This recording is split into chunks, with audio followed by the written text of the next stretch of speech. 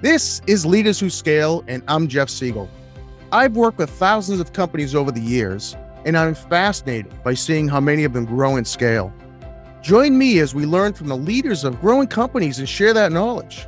Leaders Who Scale is sponsored by Siegel Solutions, providing world-class accounting, advisory, and QuickBooks and Acumatica Cloud ERP services. Today's guest is a dynamic financial and operational leader with decades of experience in the consumer services industry. He oversees the day-to-day financial aspects as well as the long-term strategic financial and operational goals of the company. In the 5 years he has been with this company, it has grown from about 45 employees to over 125 employees and has tripled in revenues. He's the vice president of revenue and chief financial officer of Earthlight Technologies, a solar and energy solutions company located in Mass, Connecticut, and Oregon. I'd like to welcome Mike Maiscalco. Welcome, Mike. Thanks so much for having me, Jeff. Thanks for being on. I'm looking forward to listening to or having this podcast because the last 5 years, the growth that you guys have had, what you're doing in the solar industry, the challenges, it's awesome. So really, the first question I have, and I ask everybody, what is the most challenging aspect of scaling your company, or a company, I should say? Yeah, obviously right now we're in a time where there's a lot of different challenges that have popped up recently, whether it be, supply chain, overcoming COVID, those sorts of things. But one that's been pretty universal since my arrival 5 years ago, and in other places I've worked at, is always finding the best people. Hiring is always a big thing, trying to find not just the people who are the best at what they do, but also who are a fit for your culture. And knowing that every single person, regardless of their job position here, is an extension of the Earthlight brand and that team. So that's definitely one of the biggest challenges we face on a regular basis. Yeah. And how's that hiring process? Do you go through, multiple interviews? Is there any kind of testing, behavioral, or I'm just curious how you actually go about that. Forget finding people, but actually when you get them into the interview process to make sure. Yeah. Yeah. Each position is going to be a little different, but for the most part, people are coming in and going through multiple tiers of interviews, and with multiple sets of people. So for example, if we're hiring in the accounting department, they may sit with myself and the controller for a first round so that we can really test their hands-on knowledge and ability to do the tasks that the job's going to need. And then they may return for a second or final interview with our HR manager and one of our owners, or an HR manager and myself, to get another set of eyes and ears to try to vet that person and really understand what they're going to be able to do, both from a work aspect and from a fit aspect. You mentioned HR manager you have. Was there a manager in place when you first arrived, when there was about 45 employees? I'm curious when that person was. There was, and actually it's the same person then that it is now, and she does an amazing job. And that's also been a challenge, is scaling the HR department with that same one person, from 45 employees up to 125 across 3 states. So it's really obviously, stretched her skill set and ability to really manage that position. And it's something we're actually actively seeking to change. I think a lot of companies now are taking a different perspective with HR. It's no longer just that administrative hiring, firing, discipline track. It's more about people. And it's really about the touch point and making sure people know what's going on within the organization, and that she's a resource that can be contacted for any number of things, whether it be, benefits or personal issues or planning parties or events. It's a touch point that's really key to keep our culture expanding, because the bigger we get, obviously the harder it is to keep that family dynamic and that family feel. And that's something that has been incredibly important to us as an organization and has been key to our growth and success. So we're working extra hard to make sure that we retain that feel, and HR is a key driver of that. And how do you do that with the size of your company as you grow, that the whole culture and, you know, making sure that everybody feels part of a bigger, a team essentially, because you've got employees, I guess, in Oregon, right? So then you have separate employees in each state, Mass and Connecticut, pretty much. Yep. We do. So our headquarters are in Ellington, Connecticut. That's where the majority of our staff is located. Out in Oregon now, we have 21 employees. Okay. And so we have regular weekly Teams meetings with the management team out there. So we're in close communication.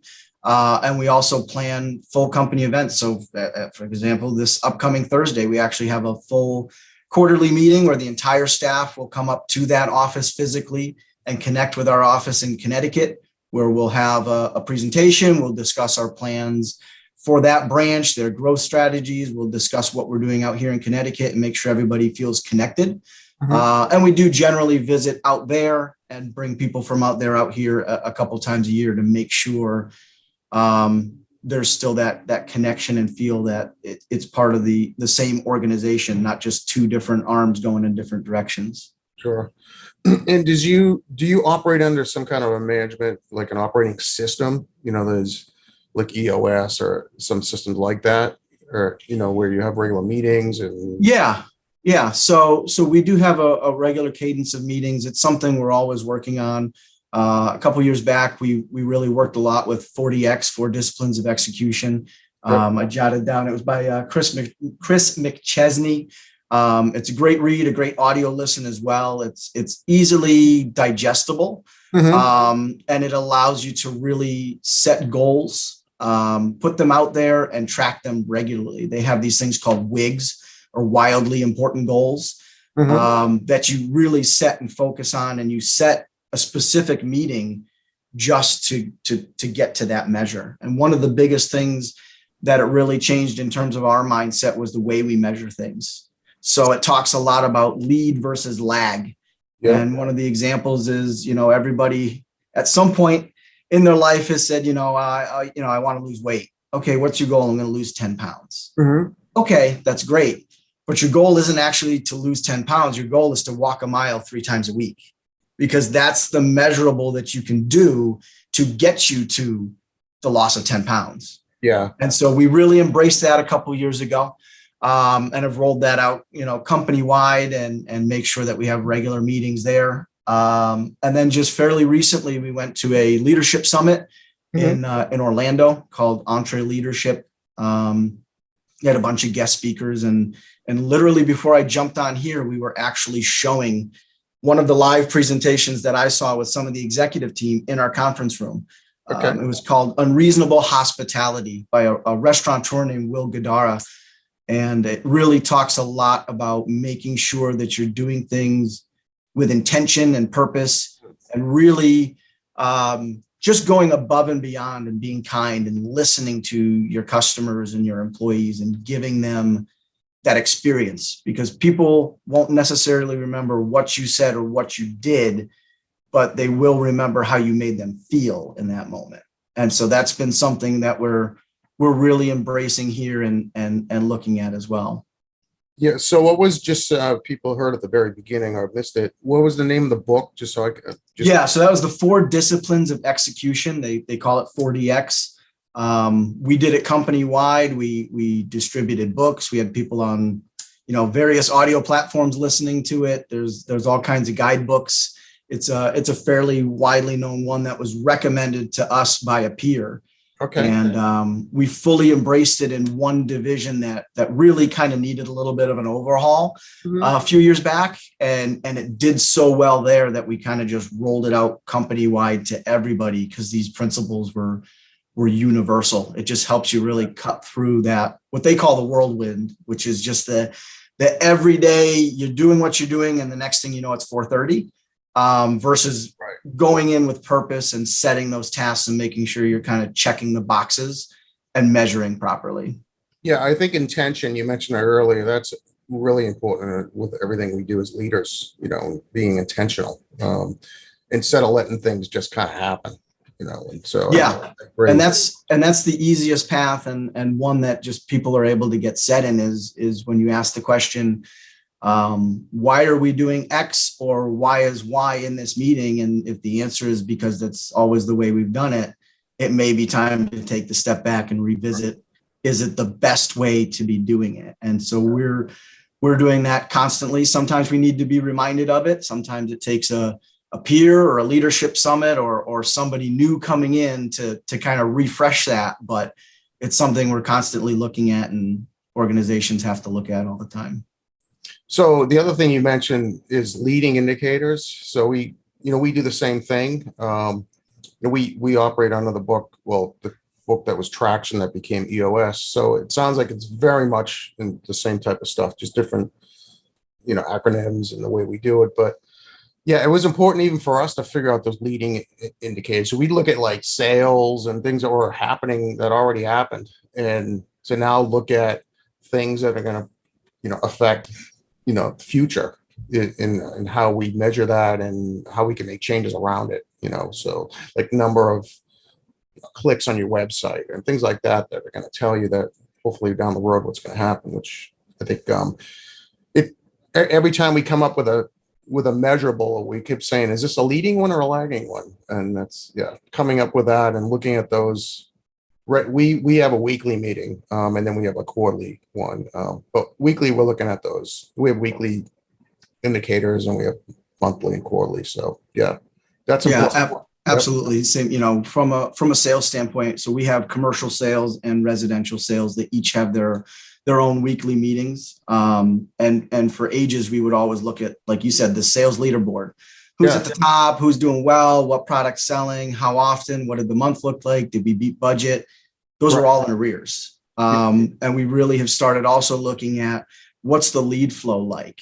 Who's putting the leads in the top of the funnel that are eventually going to come out? What are the closing ratios looking at? What are the lead sources that are doing really well versus the ones that aren't? What are the costs to acquire those leads? So those are some of the indicators that we're starting to look at, or that we've been looking at, in the last couple of years, that have certainly helped drive that consistent pipeline, which leads to your sales numbers that you can reflect on.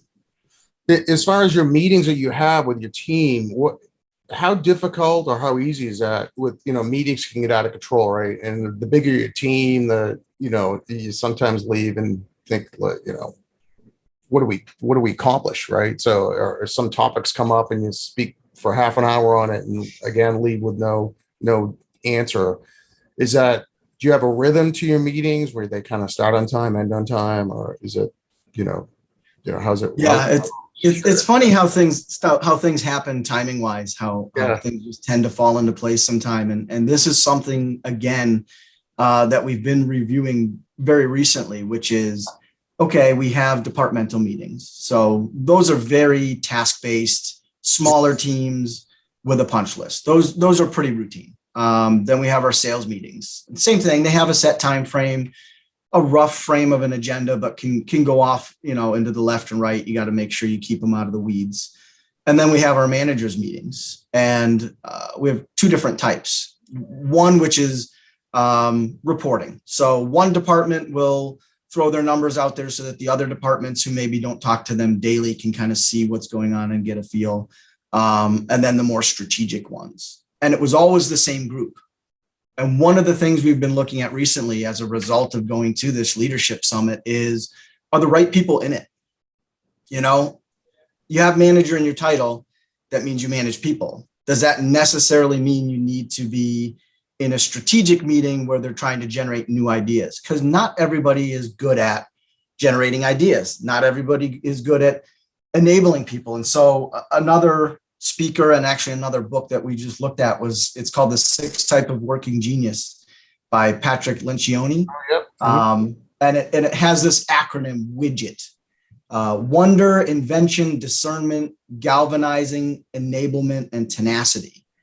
And they have you take this assessment test, not unsimilar to the Myers-Briggs, way simpler. I mean, it's a 15-minute kind of just questionnaire. Sure. And it puts you into these two working geniuses. These are the two things that you just do amazingly well.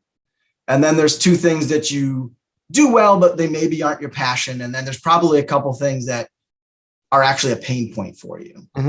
And not only does it apply this to individuals, you can apply it to your team, and you can also apply it to meetings, because we've all been in that meeting where you're at the finish line, you're wrapping up a project, or you're planning an event, and you're like, okay, these are the final details. And there's that person who goes, hey, but what if we, and you're like, no, we're already past that. We needed to do that months ago. Yeah. And if you look at the person type, regardless of their position in the organization, it needs to flow. So you need the ideas first, and then you need to get the people who can start to generate the what's good and what's bad, and get people excited about it. And then you need the people who can actually execute it and bring it across the finish line. Right. So we've started to plan our meeting agendas and our meeting groups around what's the purpose of the meeting. Is this one that's generating ideas, or is this one that's taking a task and bringing it across the finish line? Because that's two different meetings with two different sets of people. Mm-hmm. And so this was a particularly eye-opening thing that really within just the last couple of months, we've taken a step back and said, okay, meetings are great, communication are great, but are we doing it with a purpose? Or are we just doing it because, hey, we need to have a weekly meeting, and did anybody get anything out of it?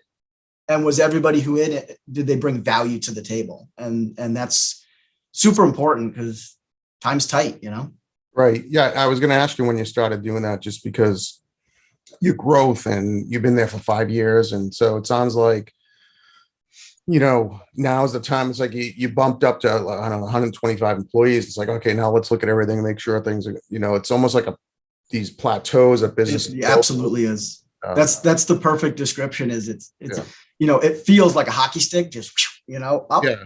But it really is these plateaus of, you gain a lot and you've gone to the next level, and then you've got to almost take a pause, reevaluate, change some things to get to the next level. Mm-hmm. We're at that next plateau where it's okay, we've done an amazing job. We've got a great company, a great organization. How do we take that next step? And that's just that constant process of feedback and evaluation, and really looking at every aspect to get to that level. So that description, Jeff, is really spot on. It's interesting because there's a book called Predictable Success by Les McEwen, and he talks about, I'm not sure if you've read it, but he talks about the stages of growth of a business, and how, you got like the early stage, the infancy stage, which is like, hey, we're just struggling to bring, have cash in the bank. And then you've got this, what they call the fun stage, which is, hey, we're getting customers and money's coming in, and we're just doing great and wonderful, and we're having a great time, and everybody loves it. But then this next stage they call whitewater, which is like, oh shoot, a lot going on here, and our systems really aren't in place, and yeah, we got a lot of customers, but we're dropping the ball on stuff, and we're doing things without contracts signed, or we're just hiring out of desperation because we need people. And so that's like whitewater, like rapids, right? And to get to the next step is predictable success. It talks about the right people, the right systems. Actually, a lot of it is the right people, because people put in systems, and you've got the visionaries, here's what we're the future, and you've got the processors, which are like the dot the I's, cross the T's, and then the operators are like, I'm going to make this happen.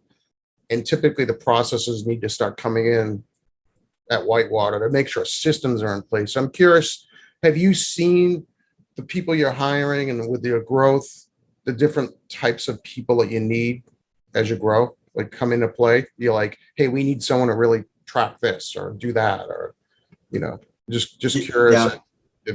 As you've been there for 5 years now. Yeah. And you end up with a room full of nothing but visionaries. You're actually probably not going to get a whole lot done. You exactly. Need that full mix. Yeah. And I think one thing that I've really loved to see here as an organization, and this was in place when I arrived, by the Schneider family, who owns the group, prior to my arrival. And since we've been here, is what I call finding the right seat on the bus. The number of times within this organization where, say, a position is opened, or we've grown and we've said, hey, now there's a need for X, someone else within the organization that maybe you didn't think of has come forward and said, hey, I think I can do this, or I'm interested in this. Or you look at somebody who's maybe struggling in a management position, but they have the capabilities to really be successful in sales. And so all of a sudden you go, are we parting ways with a really good person with a skill set and character that fits this culture because they can't do the job, or because they're not doing the right job? And you start to try to move around the pieces on the board to get them into the best spot. So doing that internally has definitely helped. Externally, yeah, it's super important to make sure that you know what you're looking for and that you're hiring with a purpose, and not doing that. Hey, well, we're desperate and we need somebody and we got to fill the spot, so let's go. It's right. I'd rather wait 2 weeks, 3 weeks, a month, whatever it is, to get the right person in. Hopefully the first time, and you never know with new hires. But you do the best you can, and you know, knock on wood, we've been pretty fortunate to be able to continue to recruit talent, train from within, and promote growth. And that's really something that when you're growing as an organization, you have to make sure you're finding people who can grow with you and don't kind of hit that Peter principle and work their way out. Right. And I think that's something that we've been really good at, or really fortunate with anyway. And that's allowed us to continue to grow. Do you do any of the testing? I had a podcast a couple months ago with a company that they said once they started doing the they use like predictive index, like behavioral testing, personality testing, I should say, on the hiring side. Once they started doing that, like they kind of took off as far as the right people. I'm just curious, in the hiring process, do you do that? Because I know you guys did it when you mentioned earlier, doing that 15-minute or assessment to see where people were. But I'm curious, do you do anything on the hiring side? So we don't on the hiring side. It's something we've thought about. It's also, you know, with HR and hiring and being in Connecticut in particular, you never know what rules you can or can't do. And so our hiring process is pretty straightforward in terms of there's no actual tests or analysis, but we try to do it in a roundabout way. We look at the position and we look at the skill sets you need. And if you're looking for a very task-based job position, then when you get into that interview, you're going to try to pick questions that are going to enable that person to show that there's somebody who really likes to take something from start to finish and are task-based, versus somebody who's always generating new ideas. Because you're like, hey, that's great. And maybe we have another spot for you, but this one that needs to get things done on a task-based process, maybe isn't this person. Yeah. So while we don't actually sit down and say, hey, take this 15-minute test, we try to make sure that the hiring team is aware of what are the qualities and the personality traits that are going to be required for this position, and is the person you're talking to matching. So it's a little less formal, but in a way that structure is still kind of there. Yeah, no, that's cool. Do you see yourself going in other states? Right now you're in 3, and I think, is Oregon because the owners had experience there or lived there? Is that what it was? I think I was going through your website. I'm like, from Connecticut and Mass to the other coast. So yeah. So that's when we always get asked that, because you just look at a map and you go, how's that happen? And so yeah, the Schneider family, who was from Connecticut, spent a fairly significant amount of time in Oregon, and then ended up coming back to Connecticut. And during the years, they had somebody out there that they had contact with that said, hey, thinking about maybe starting a solar company, and they said, hey, why don't we open a branch there? Sure. And for a while, it was kind of a small operation, and probably in, let's say 2018, maybe coming into 2019, we really had a sit down meeting and said, all right, we either need to go all in or not at all, because the time and resources that you're using for something that's literally across the country kind of doing their own thing isn't making a lot of sense. Yeah. And that was when we really determined we could be scalable. So we took the model that we've built in Connecticut that had tremendous success and really implemented those exact same structures out there in Oregon. There was some personnel turnover, where a couple key people who rose to the occasion. We brought in a couple other key people along the way. And the next thing you know, that branch goes from 4 people to 21 people. And so doing that has given us the confidence that if we want to go into other states, assuming the programs and the structures are there, I think we could jump in and scale reasonably well, because we've been able to take that approach and do it in Massachusetts and do it in Oregon as well. And so, yeah, who knows where's next, but that's certainly something that's on our radar. Yeah. Even, have you guys thought about even like franchising or anything like that? Setting up, We haven't really looked at that route, but we've definitely considered, the geography and the climate. So we did a couple jobs in the state of Illinois because the program was there, and you never know if we'll dip back in, or, the state of New York is very tough. There's a lot of regulations and red tape, but potentially that's a market we could jump into. Rhode Island. So we look really geographically at where it makes the most sense to expand. Right now, we're trying to focus on our core and make sure that we're doing really well and doing the best we can with what we have now, because we feel there's still a ton of untapped potential in the markets we're in. Solar in particular is still kind of in its infancy as it's really starting to take off. But you look at the saturation rates, they're incredibly low. Yeah. So that's our primary focus, but we always keep an eye on potential strategic branching out into other geographies. Do you see any, or maybe it's too early, but like consolidation in the industry? Are there a lot of small players and some really big ones? And are people? Yeah. So solar's been in a couple waves.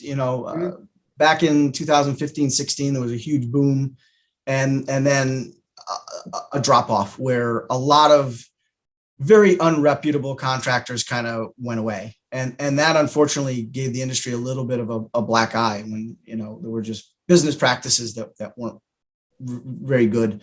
And then we kind of saw another growth phase, and then COVID really hit and changed things. So when I say change things, there were some companies that retreated and kind of hurdled up, and there were other companies like Earthlight that stayed in the forefront and stayed out there and let people know, hey, we can save you money. We're still out there. We're still working. Great. Those companies that stayed out there came out the other end better.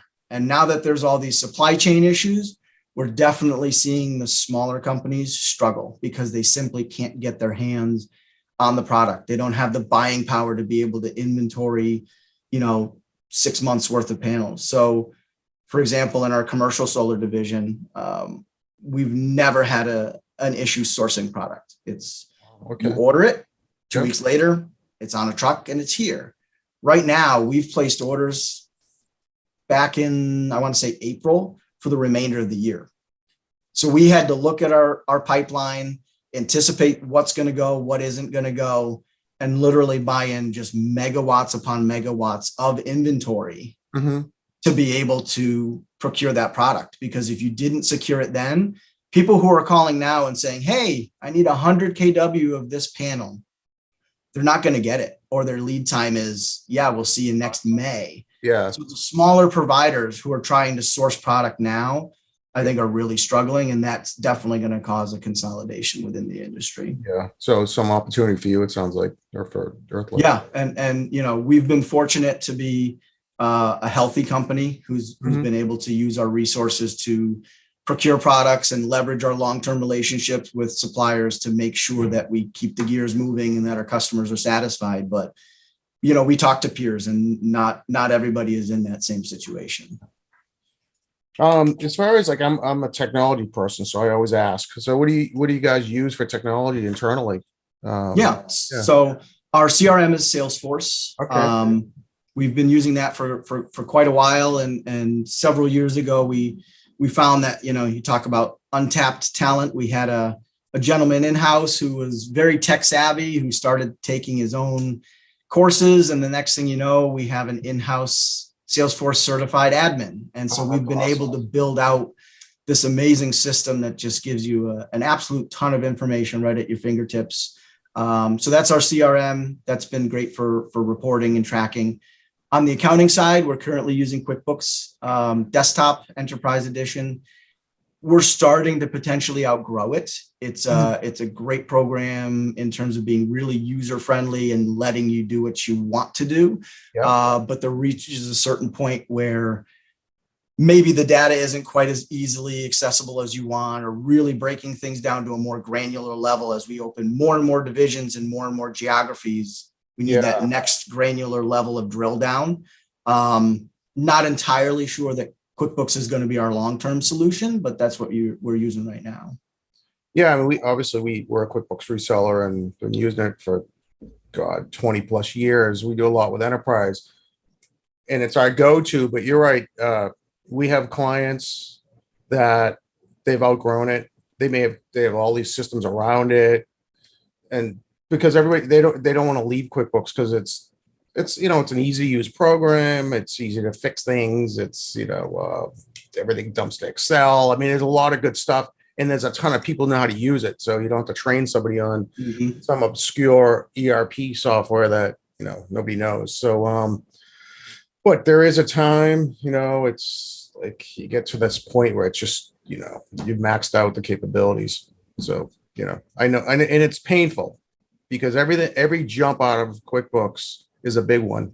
Like there's no like, oh, what's the next thing? It's like a leap, unfortunately. But if you're going to scale these other systems, you can have branches and companies and consolidations and tracking commissions and customer portals that link in, like so many things that these bigger systems can do, that when a company does eventually get on something and really embrace it, they like take off, I think, as far as the technology side. But no, that's cool that you use it. And that's exactly what we're going through now is as we go to the next level, what's the technology that's gonna and Salesforce integrates with most of these other ERPs, so you wouldn't have to leave that.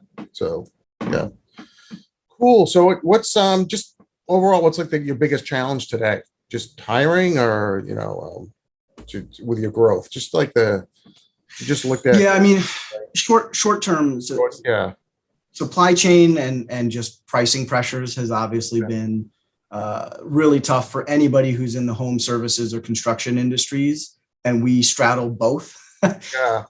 So getting material is becoming increasingly difficult. The pricing is really potentially out of control at times. We have a great purchasing agent who we brought on a couple years ago, who's really we look back and we go, without his skill set and abilities here, it would have been so much more difficult to continue to be successful. So we've navigated it the best we could, but it's tough to placate customers and be transparent with them and let them know, what used to take 2 to 3 months is now going to take 5 to 6 months, just because we're waiting on everybody along the way. So even if we have the material, then the utility company has to come out and swap the meter. They don't have the meter sockets, so those are waiting, and they're looking for a suitable replacement, but they haven't found one. And it's just kind of like dominoes. They all just kind of do down the line.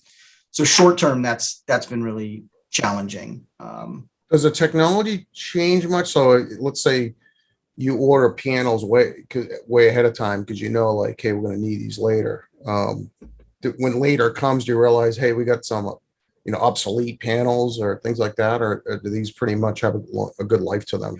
They have a pretty long life form, and we have enough visibility with our manufacturer partners to know when the next generation's coming out. So every few years there'll be a reasonably significant upgrade. There's always new models coming out, but the incremental increases are pretty small at this point. It reminds me back in the day when AMD and Intel used to have that chip battle where it was just leaps and bounds. Somebody would come out with something that was double the processing power.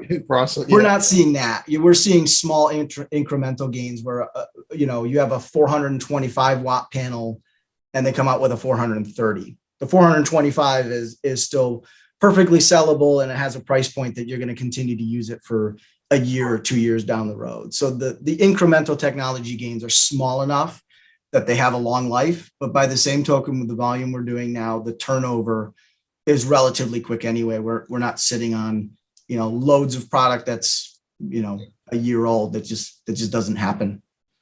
Cool. Well, enough about the business. Just let's hear a little bit about you. So where are you from? Are you from the area? So I was born and raised in Windsor, Connecticut. Okay. And growing up in Windsor, it's a pretty quiet town, and thought for sure growing up I would leave Windsor, and then I bought my first house there, and then I met my wife, and then we had our kids, and now we have another house in Windsor. So been there literally my entire life.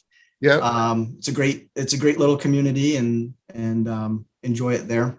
Cool. And so where'd you work before? You've been here 5 years, it sounds like. So we did. Yeah. Yep. So prior to here, I worked at a chimney service company out of West Hartford, a pretty well respected one who's still out there and doing well. I spent 3 years there. And then prior to that, I was literally at our next door neighbors here in Ellington, a company called the Barnyard. I spent about a decade there. Wow. And they actually are the family who recommended me to the Schneiders here, who own Earthlight, who ended up hiring me. So it's been throughout my career relationships that have brought me to that next position that I've been at. So I was there for about a decade. And then prior to that, I was at a hot tub company for about 3 years. A college professor of mine, who I'm still very good friends with, he was in my wedding, brought me on board there while I was still in college. And it was amazing because it was this growing organization that then failed. Mm-hmm. And I learned more watching a multi-million-dollar organization fail and collapse than any textbook, any bachelor's degree, any master's degree anywhere. The real world of experience of watching a company fail from the inside is something that has left, a remarkable impression on me today as to how people behave and the signs and what to do and what not to do. And so since then, every organization I've worked with has experienced some level of growth and success that I hope I've been at least a fraction of. Yeah, I mean, it's never smooth. No matter how you grow, there's always some bumps. And early in my career, I was a CFO of a company where we had massive cash flow problems and trying to meet payroll. We had 165 employees at the time. And, a week before payroll thinking, do I have enough? And then, dealing with vendors and trying to get them to cut, extend terms. But I learned so much from that experience. And then, now that we work with clients as kind of advisors, and like when we see those things happening, it's like, oh, I was in your shoes, and this is kind of what helped me. So, it's those failures, I think, that teach us the most. Absolutely. They aren't fun in the moment. They're incredibly stressful, but they do ultimately forge who you end up being going forward and your decision-making process going forward. Yeah, definitely. Yeah. I think I lost most of my hair back in those days when, big companies losing money. So anyway, so cool. This has been awesome. I'd love to, everyone I talk to on these podcasts, I always ask if I can reach out in like a year or so. Cause I always I see like some opportunity to see how people continue on with growth, and like within a year you come back and you guys we're 200 plus employees and 5 locations. Kind of cool to hear that and how that's happened. So I appreciate you being on. I thank you. Real quickly, people can connect with you if they want. You're on LinkedIn, and maybe if you want to spell your last name for them, just if they look you up. I know it's Michael. Yeah, the good thing is with a last name like mine, you're just going to find me. You're not going to find a whole bunch of people. Right, exactly. So it's M as in Mary, Aiscalco, Maiscalco. I am on LinkedIn. Yep. We do have our company website. My email is just Mike M. So Mike, then the letter M at earthlighttech.com. Anybody's free to reach out anytime. And I'd definitely love to revisit this. I've enjoyed listening to your prior podcasts up to this point. That's part of what encouraged me to come on. It's been really great. No, I appreciate it. I thank you. Appreciate it. Really, I'm glad to have you. I learned a lot. It's nice talking to somebody who's been in a growth mode like you are from a family-based business. I know I went on the website. It started as small family-based and electricians, and it's kind of cool to see this growth and just kind of learn how it's happening. And for anyone who's listening or watching, I encourage you to like it, share it. Hopefully you learned something today. Thank you, Mike. And this has been, thank you. And this has been another episode of Leaders Who Scale. And that wraps up another episode. Thank you for joining. For show notes and other episodes, visit us at leaderswhoscale.com. Leaders Who Scale is sponsored by Siegel Solutions, providing world-class services and cutting-edge tools that help businesses grow and succeed.